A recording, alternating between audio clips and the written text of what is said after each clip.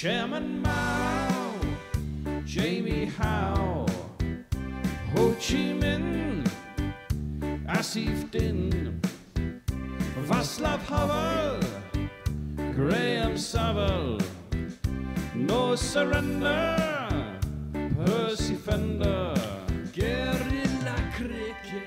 Good morning, good afternoon, good dawn and good dusk wherever you are in the world. Welcome to the Guerilla Cricket Review of the Year, and happy Christmas, or bar humbug, whichever suits your attitude to the holiday season the best.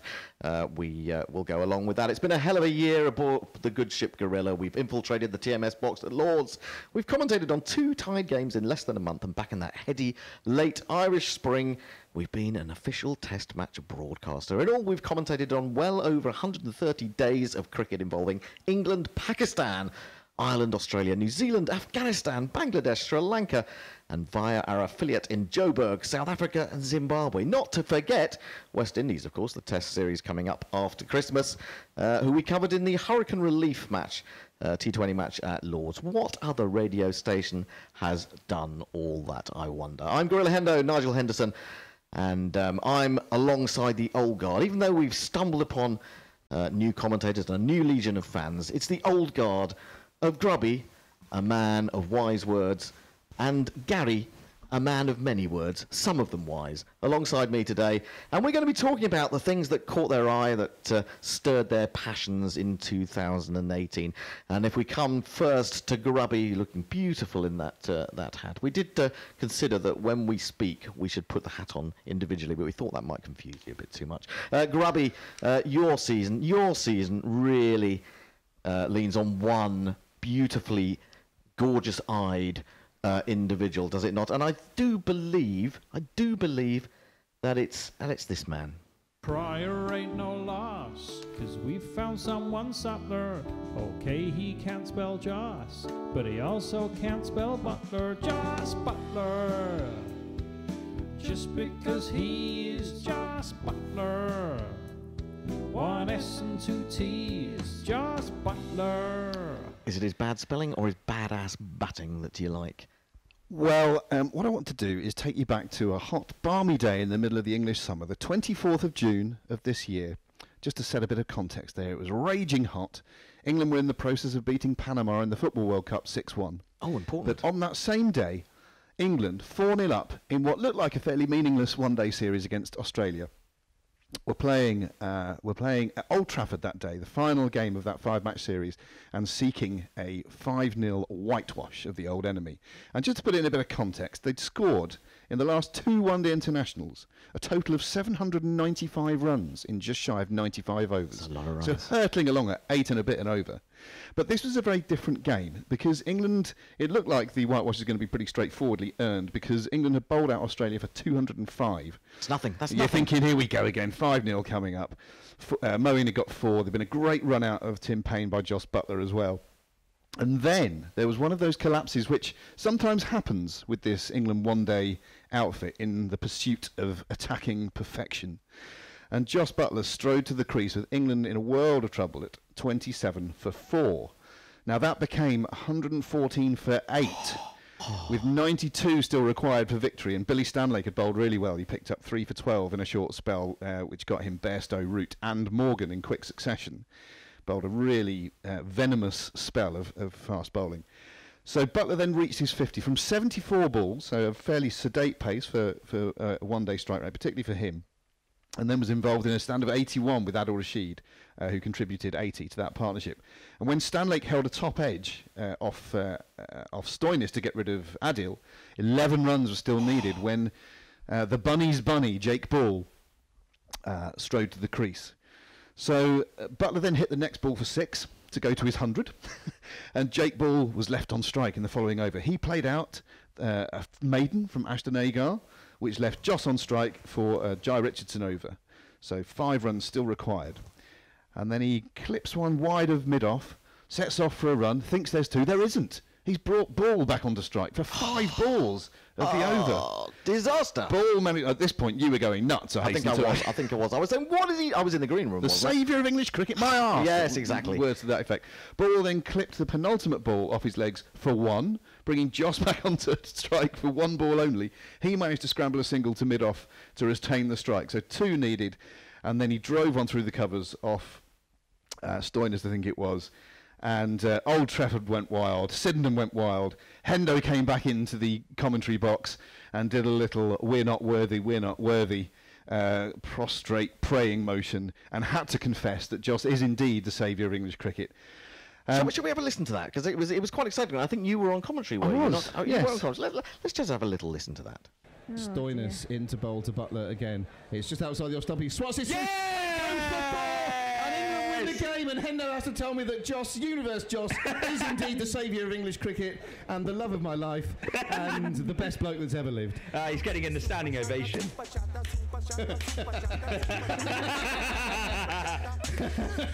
Hendo's doing the prostate. No, not the prostate. Prostrate. Might have been the prostrate. Yeah, you're confusing gorilla porn again. Oh God, I'm so excited.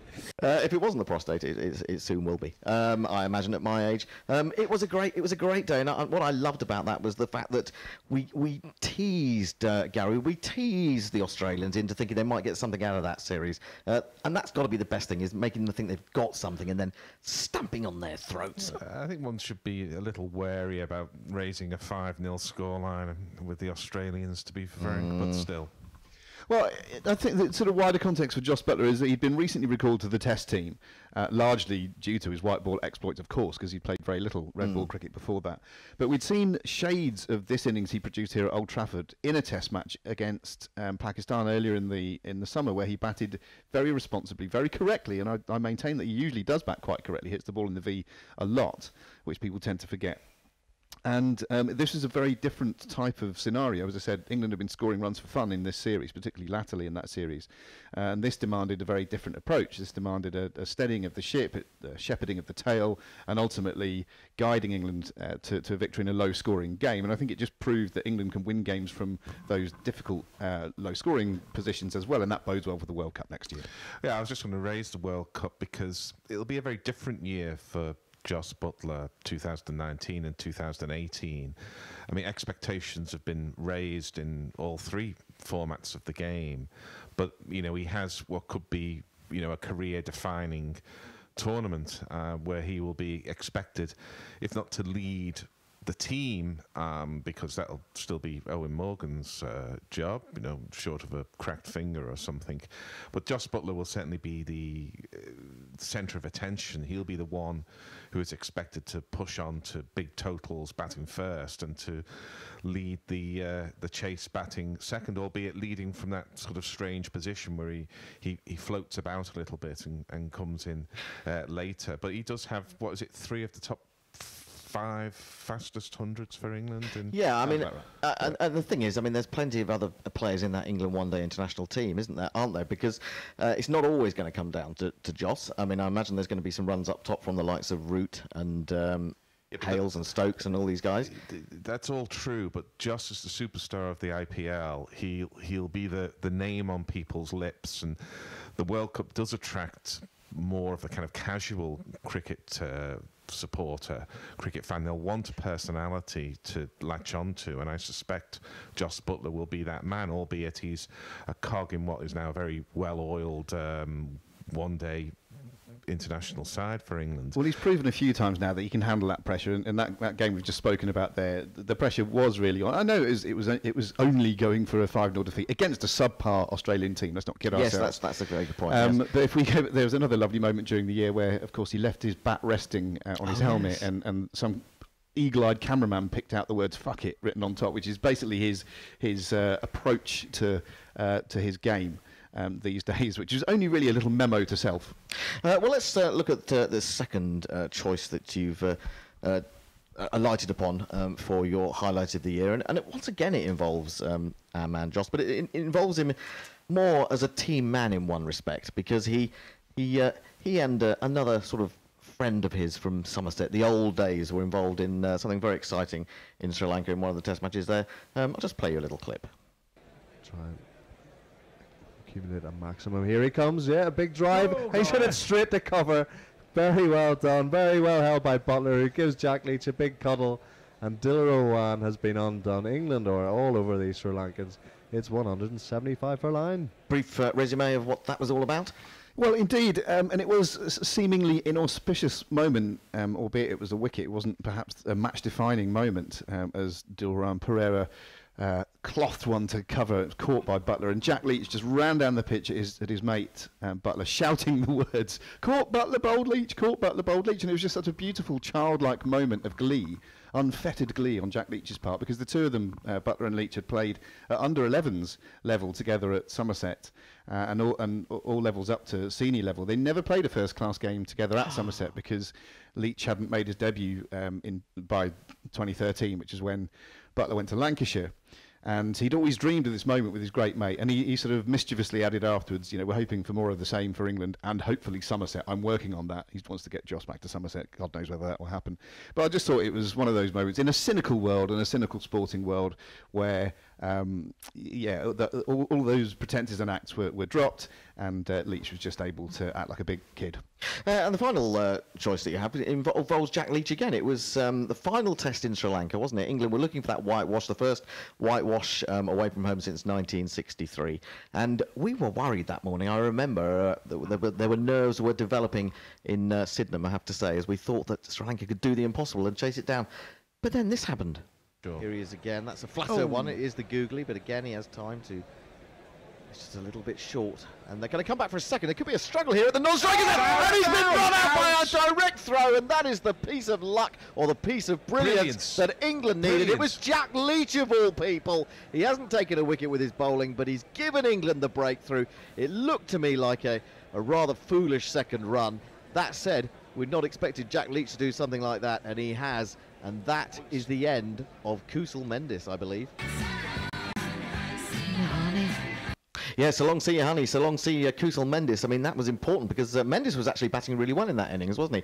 And we just thought that Sri Lanka, against all the odds, would pull it out of the bag. Yeah, I mean, they still had a fair way to go. They were on 183, 184, chasing 327. But Mendis and Roshan Silva had put on over 100 at that point and were batting fairly comfortably. And for all the world, it looked like Mendis was going to get to his century. His partner did let him down a little bit because it was his call to come back for the second. Probably thought he was running to the danger end, but I think they probably reckoned without Jack Leach being a right-handed fielder, a right-arm thrower in the field, despite the fact he's a left-armer. Yes, it's when he extraordinary. bowls. I think that momentarily or it slipped their mind, or indeed they didn't know it in the first place, which is probably poor research on their part. But anyway, I think the levels of the levels of leapage of volume in that little clip and in your voice there, Hendo, probably echoed the sentiments of the wider cricketing world that Jack Leach not really known for his cat-like fielding. And later on, Leach actually said that was the best moment in my carear. Oh wow, I didn't hear that. Yeah, and this is a man who went on later that day to take the final wicket in a 3-0 whitewash that England inflicted on Sri Lanka. So for him to say that, I think your Somerset faithful like Annie Chave, who may be listening, and Annie will be backing up my selections here, no doubt. I'm sure. She's seen a lot of him at county level. That is not the sort of thing you'd expect from Jack Leach and his teammates. They clearly didn't expect it either, but a beautiful moment.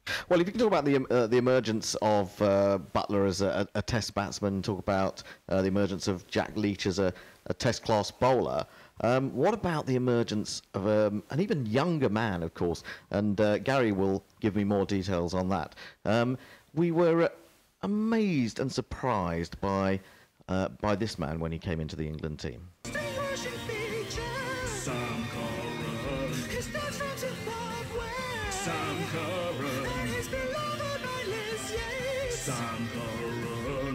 I think the most important thing about Sam Curran is he is beloved by Liz Yates. But why do you love him? What was behind your love of Sam Curran this summer? And not just him, of course. Virat Kohli in that fantastic game at Edgbaston. Yeah, well, one of the delights of sport is that you can track young players coming through. You can see them growing up as men and women, and you can see them growing up as players as well. And you know, we'd seen Sam Curran from the age of 17. I think he might have played at 16 at the Oval. He certainly played at 17.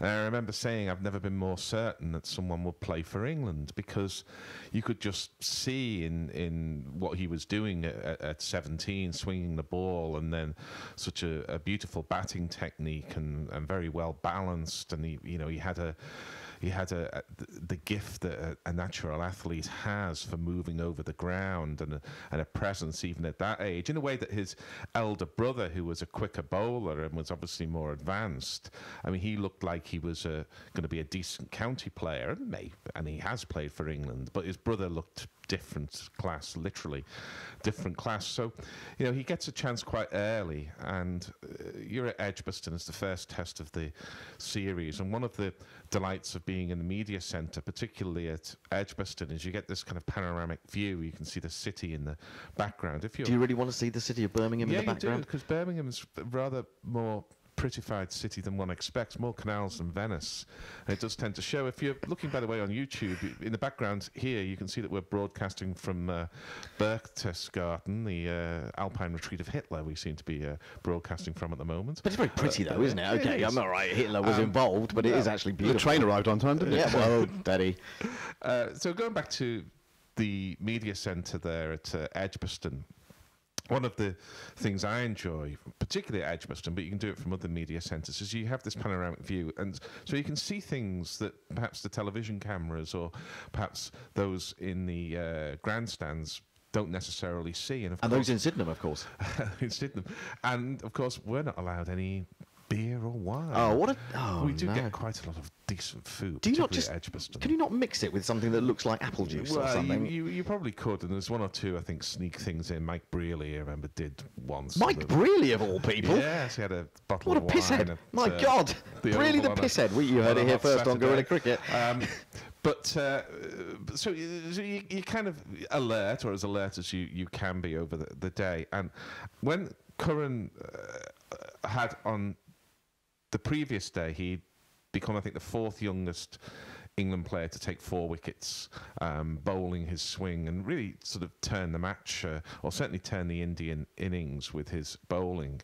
And on the second day, or the next day, he was batting, and some of us had seen Sam Curran bat and knew what a clean striker he was, but it probably wasn't that well known. Of course, it wasn't his first Test match. We did see his batting potential, but he really carried England to a decent total, I think, about 290 or something, and it was a barrage of clean hit sixes and boundaries, and you could see him growing into his confidence as a player, and I think in that match he became the third youngest batsman to make 50 for England. So he was sort of rewriting the record books, if not exactly rewriting the records. And I wanted to see, as he was walking off, what reaction would come from the other players. And he's the last man out, and he's walking off. And Virat Kohli, the most famous and most celebrated cricketer of the age,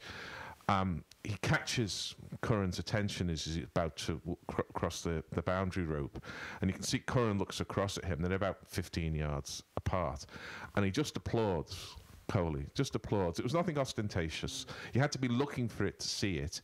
It wasn't sort of Brett Lee and Andrew Flintoff, but it was a nice recognition from the leading cricketer of his day to a young man who had set a marker.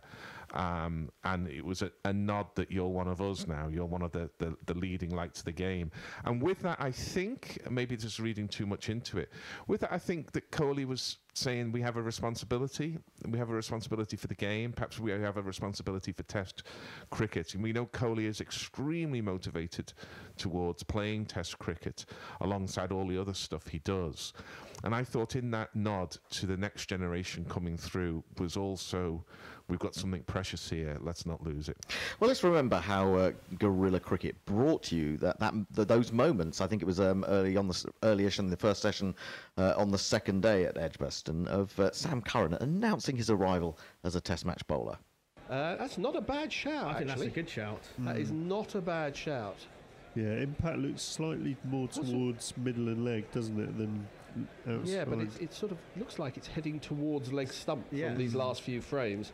Where's it pitched? It's pitched on middle of leg, and it's probably hitting leg. Yay! Well, I've got that completely wrong. And he has gone. Yeah, first wicket for England. First wicket for Sam Curran.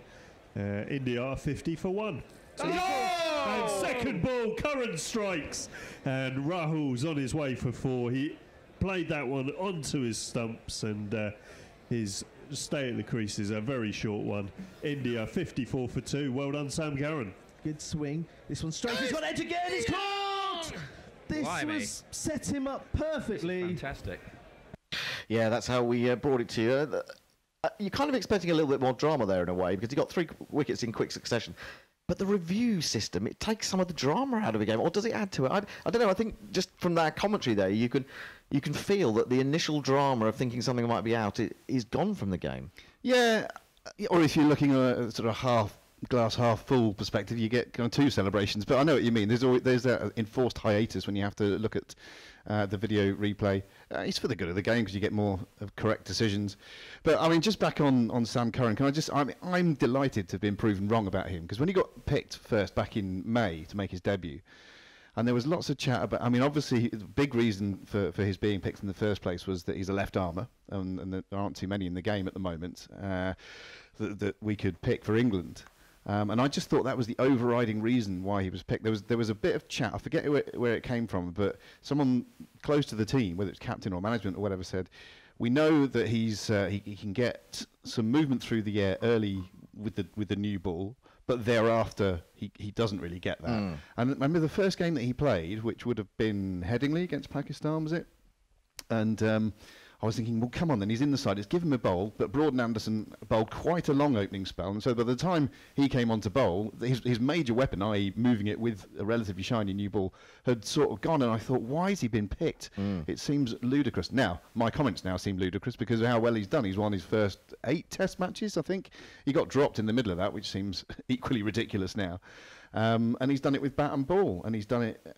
He contributed some very important runs in Sri Lanka, if not many wickets, but then not many seamers did. No, didn't get much of a chance, did they? To be fair, and he has got, as Gary described very well, he seems to have everything. He's got a natural athleticism. He's not the biggest chap in the world. He can move the ball in favourable conditions, but he's a bit more intelligent than just having that. He can bowl. He bowls that nice across the right-hander's kind of angle. And I suspect at the moment in his nascent Test career, his runs have been a little bit more important than his wickets, given the match situations where he's made those important contributions. Well, that's absolutely true. And it may go on to be that his batting becomes his strongest suit. I mean, he's certainly alluded to that in a couple of interviews, that he sees himself as more as a batting all-rounder, which would be a shame in one respect, and because then, of course, it raises expectations that he's then got to meet. But I think so far, what we've seen of Sam Curran is he just has incredible cricketing intelligence. He just has an almost instinctive idea of when to attack and when to defend, and when he needs to take the bowlers on and when he needs to just stick in there. Anyway, moving on, but not moving on that far, but moving on to Sam Curran's county, Surrey, of course, who won the county championship this year. And crucial in the winning of that was a match against poor old Gary's relegated county, Lancashire. And there was one moment in that very close game, I think it went down to sort of a 6-run win in the end, wasn't it? Which really captured your attention, Gary. Yeah, it's really an observation about how the county championship is constantly being talked down, not least by those charged with its administration and management. And yet it keeps kind of fighting back. And I was going to do some research into what the shape of the county championship looks like in 2019, because the fixtures were published about 3 weeks ago. But I just don't do it, and I won't do it, because you just have to take what you're given with the county championship. You just cannot tell. I think it's in 2020 that we're due to go to 10 teams back in Division 1, and it's impossible to keep up with it, and I've given up with it now. And what I do is I take it as it arrives, but it's a constant source of delight. And what leagues in all sports wouldn't give what cricket has with its First Division. I mean, this year has been a little bit of a procession because Surrey have been so good and won so many matches, but more often than not, it's a very tight division from top to bottom, really, and truly anybody can beat anybody. And as if to make that point, Lancashire were within 7 runs of beating Surrey. Lancashire were to be relegated at the end of the season to Division 2, and Surrey were the runaway leaders in Division 1. But at that time, Lancashire were not relegated, so they had an enormous amount to play for, and Surrey, although strong favourites to be champions, hadn't wrapped up the championship either. So there was a lot on the game, and it was top versus bottom, and it was as tight as that. And I, along with lots of other people, found different ways of following the game. I think I started with the radio that the BBC provides over the internet, which is done, I understand, in conjunction with the ECB. But all county championship games, all are covered, and you can find, through the internet, you can find commentary. It's a variable standard, and sometimes it feels a little bit pulled together by a Heath Robinson set of equipment, but you know, we're Guerilla Cricket, we know all about that, don't we? But you do get it coming through. But I think at that point I'd switched over to Surrey's website, and they have fixed cameras at either end of the ground, and you can see the deliveries, and you can see how the batsman plays it. It's not the same as watching the kind of coverage we've become used to, particularly from the time that Sunset and Vine took over from the BBC and adopted some of the technological standards that we'd only previously seen in Australia. And we said you don't get the kind of commentary and the replays and everything else, but you do get a sight of the cricket being played. And you know, I'm watching it hoping that Matt Parkinson can get Lancashire over the line and hand the defeat to Surrey. I'm looking at the computer screen, and Parkinson clips one off his legs, a little like Brett Lee clipped off his legs at Edgbaston that time, where if it had gone either side of the field, they would have won that match in 2005's Ashes, would have had a rather different narrative. But he clipped it hard, and Will Jacks is standing in what I think we must now call the James Taylor position at short leg. Or even the Keaton Jennings position after what happened in Sri Lanka. James Taylor was the first man to stand there. He stood a bit deeper, didn't he? A little deeper, which gives you just that moment to react to the ball. Now, Will Jacks is an up-and-coming player. He hits the ball terribly hard, as most young players do. I think he's 21 or so for Surrey. But he's also grown up with the kind of year-round contracts, the kind of practice that's done, and the professionalism which has come to the county game, partly as a result of the big contracts that Sky pay the ECB. But where this is really coming through is in the standard of fielding, which I maintain is reason enough to go and watch county cricket. The fielding is just absolutely extraordinary. So Parkinson middles this ball off his pads, and Will Jacks, the ball doesn't just go kind of into the breadbasket. He needs to move to the ball. And obviously there's an element of luck when you stick a hand out and it sticks. But you only get the opportunity to access that luck if your concentration is 100%. If your bravery, because although they've got body armour on, it still hurts when that ball gets you. If your bravery is up to notch, and if then you're able to have the balance and the athleticism to get your hand in the right position to make the catch. And it was absolutely extraordinary to see that and to see it live. And you can still see the clip now if you go to Twitter or put Will Jacks catch versus Lancashire into YouTube. Absolutely extraordinary. But then you kind of follow it, and then Twitter lit up with people saying, "I've seen the Will Jacks catch," and "Oh, Surrey win," and so on and so forth. And you realise that there are not just thousands, maybe not just tens of thousands, but perhaps hundreds of thousands of people around the world who are following this match. Not there, not watching it. There's always more than the traditional one man and a dog that's always described by the tabloid press as being the crowd for a county cricket match. But people are interested. It is valuable, and we shouldn't lose it. And so when you're watching that clip and when you're watching it live, and because it's, you know, you've got quite a restricted view, you have only got the camera at one end looking down the pitch. Could you see Will Jacks take that? And Yeah.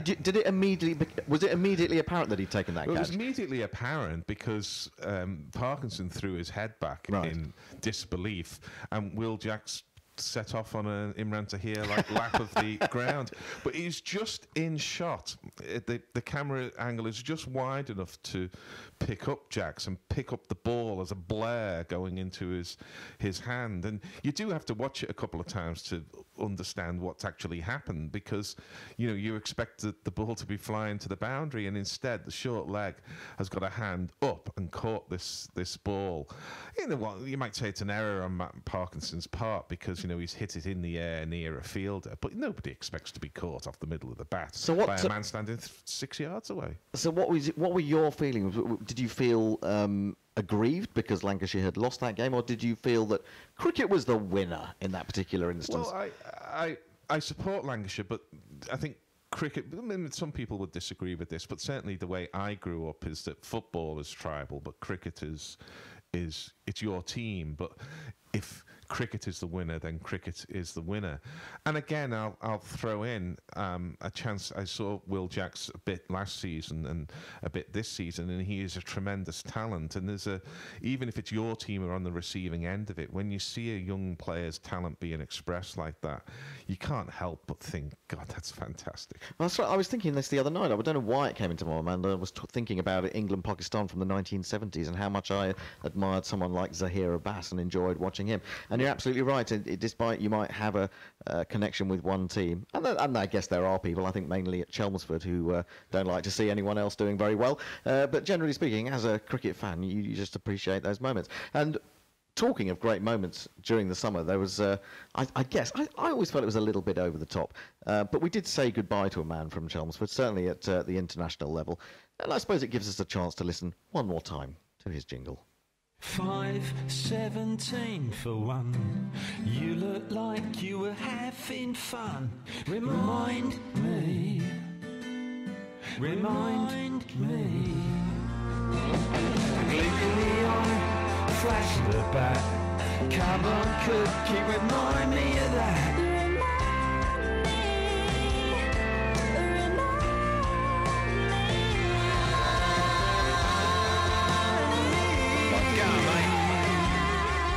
You can do it.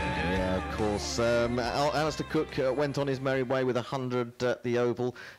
Was it a bit over the top, or was it truly a magic moment? And was it 13 standing ovations throughout that test? You wrote it down as one of your highlights of the year, Gary. Is that the way you felt about it? Well, I'm going to leave that for someone else to deliver, because I'm going to do Ben Stokes' run out, if that's okay. Oh, are you going to change to Ben Stokes' run out? Before we move on, I think one man who felt it was slightly over the top was Cook himself. There was a moment on his 7th or 8th ovation. Actually, no, it was when he reached the ton. It was when he reached the ton, and he couldn't. No one could get anyone in the crowd to sit down or stop clapping, and he's just standing in the middle, going, "I've raised my bat 6 times already. What do you want now?" And he almost did a kind of a, "Come on, everyone."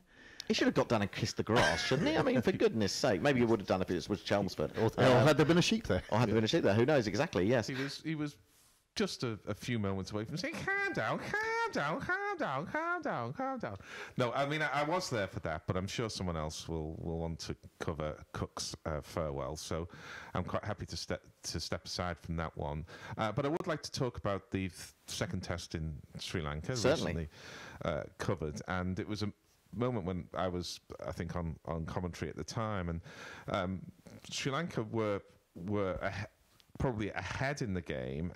England had been dismissed for 290, and the Lankans were on their way to 336, so a 46 lead on first innings. And the match was only won by 57 runs, and we're very fortunate that 2018 has produced so many sort of relatively tight finishes in test matches, not least last night in Adelaide, when Nathan Lyon and the Australian bowlers almost got Australia over the line. But there was only 57 runs in this, and Karuna Ratne, the Sri Lankan opener, was going well on 63, and who knows, he could have been the man to have made those extra 57 runs. I bet the spread had him around 80 or 90, so that was the expectation. When he hit one to square leg, I think it was, and Ben Stokes, who has this amazing capacity to be sort of everywhere on the field at once, was suddenly swooping on the ball, and in a blur he picks the ball up, and with one stump to aim at, off balance, throws down the stumps and runs out Karuna Ratne. And you look at that, and first of all, you're just wowed by the spectacle of it, and it's spectacular enough on television. When you're at the ground and you see these extraordinary fielding feats, it's even more amazing. But then you sort of add it up in your mind, and you're thinking, Ben Stokes plays 3 formats of the game for England. He plays IPL cricket. He bats at number 5. He's the go-to bowler when you need some 90-mile-an-hour stuff or you need a wicket.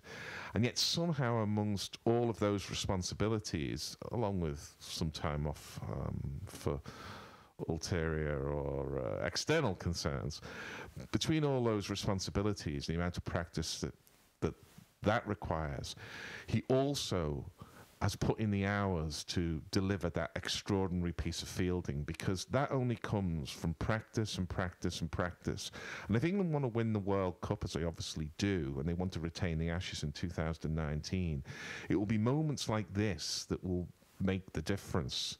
So was it a half chance? No. Was it a quarter chance? Probably not. It may be a 1 in 10 chance that when the ball went out to what you might call an ordinary fielder, that they would have of picking that ball up and in the time available throwing down the stumps off balance. But Stokes tilts the odds, and England in recent years have tilted the odds in their direction by the amount of time they put into practice, the fielding drills they do. I wish they didn't play football before the match, but the ground fielding in particular, the catching has been less than perfect, but the ground fielding is fantastic, and that's probably even more important than catching in ODI cricket. And they turn these tiny chances into match game-changing moments.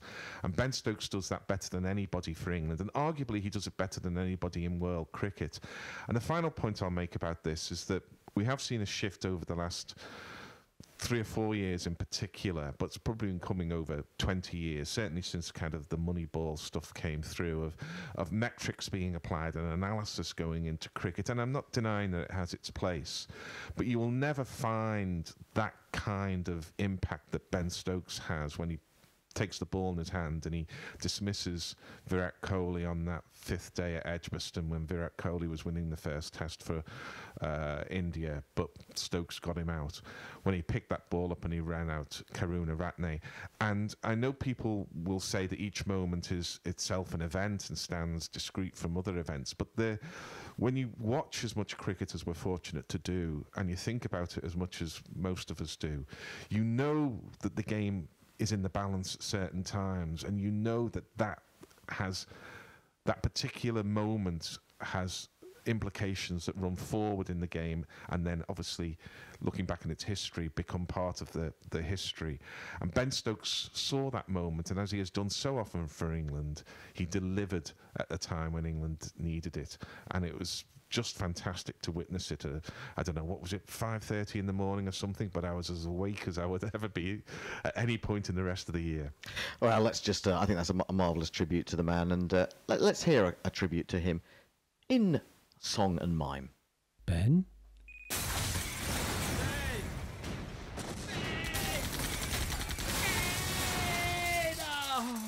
Ben Stokes.